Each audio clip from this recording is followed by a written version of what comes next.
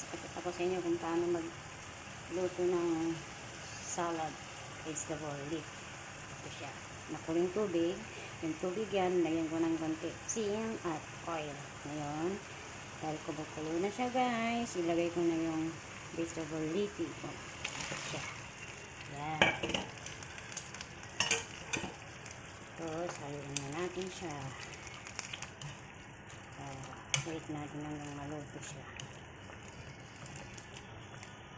Sa ganda nito guys, mas mabilis magluto.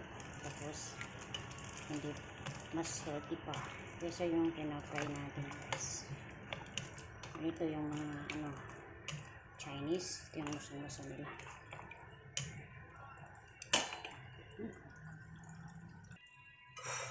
Ito na guys, luto na siya, kaya hanguin ko na siya guys. Lagay natin dito sa plate. Ayan. May mga photobomber ko doon. Ay, ito siya guys.